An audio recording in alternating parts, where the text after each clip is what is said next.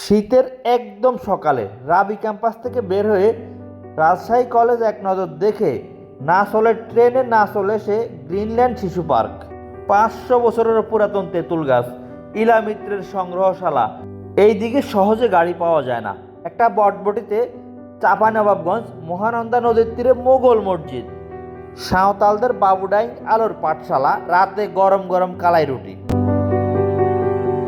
রাতে রাজশাহী বিশ্ববিদ্যালয়ের ক্যাম্পাসে ছিলাম। কুয়াশাচ্ছন্ন সকালে ক্যাম্পাসে হাঁটতে দারুণ লাগবে। বরেন্দ্র গবেষণা জাদুঘর ভোরবেলা এখনো খোলে নাই। দৃষ্টিনন্দন রাজশাহী শহরে হাঁটতেও ভালো লাগে। ঐতিহ্যবাহী রাজশাহী কলেজ ক্যাম্পাসটা ঘুরে দেখতেছি। কিছুক্ষণ ঘোরাফেরা করে না চলে ট্রেনে না চল যাচ্ছি। পথে প্রচুর সরিষা ফুল দেখা যায়। এই নাচল উপজেলায় এসে গ্রিনল্যান্ড শিশু পার্ক, ভিতরে দেখার তেমন কিছু নাই। এইদিকে প্রচুর মাটির ঘর দেখা যায়। এবার হাঁটতেছি, গাড়ির সংখ্যা অপ্রতুল, দোতলা মাটির ঘরও দেখা যায়। একজন শিক্ষকের বাইকে 500 বছরের পুরাতন তেঁতুল গাছ, এটাও নাচল উপজেলার দর্শনীয় স্থান। ঘুরে এসে এবার যাচ্ছি নাচলের রানী ইলা মিত্রের সংগ্রহশালা দেখতে।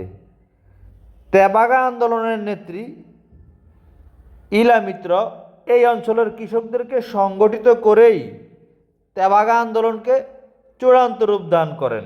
একটা মাঠের মাঝখানে দাঁড়িয়ে আছে, এটাই হচ্ছে ইলা মিত্র সংগ্রহশালা, নাচল উপজেলার রাওতাড়া গ্রামে।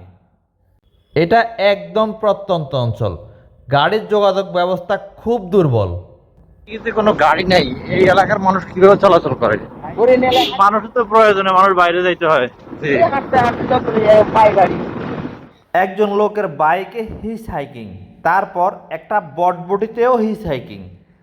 গাড়ি না পেলে যা হয় আর কি, আমাকে তো যেতেই হবে, কোনো গাড়ি নেই। তবে এগুলা কিন্তু নতুন অভিজ্ঞতা। আর এই অঞ্চলে প্রচুর সরিষা গাছ। আমার পিছনে সরিষা ফুলের মধু সংগ্রহ করা হচ্ছে। আপনারাও ফ্রিতে হিচ হাইকিং করতে পারেন। চাঁপাই এসে মহানন্দা নদীর তীরে চাঁপাই জামে মসজিদ। মূলত এই মসজিদটা মোগল আমলের একটা মসজিদ। আর এই মহানন্দা নদী হচ্ছে পদ্মার উপনদী। যা হোক, চলে আসলাম গোদাগাড়ি, রাজশাহী। উদ্দেশ্য সাঁওতালদের জন্য প্রতিষ্ঠিত বাবুডাইং আলোর পাঠশালা দেখা। কিন্তু এখানেও গাড়ি নাই বললেই চলে।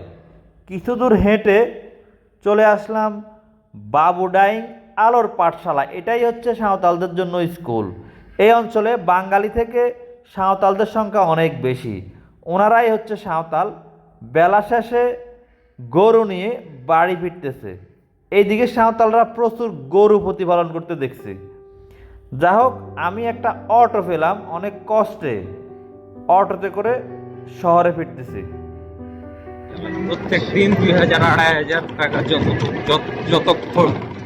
আজকে রাতে থাকবো ছোট ভাই ইফাদের কাছে, গোদাগাড়ি উপজেলা পরিষদ। এখানে বিশেষ করে গরম গরম কালাই রুটি কার না ভালো লাগবে। পরবর্তী ভিডিওগুলোতে রাজশাহীর অন্যান্য অঞ্চল দেখতে অবশ্যই মাহবুবর রশিদ চ্যানেলটা সাবস্ক্রাইব করে রাখুন।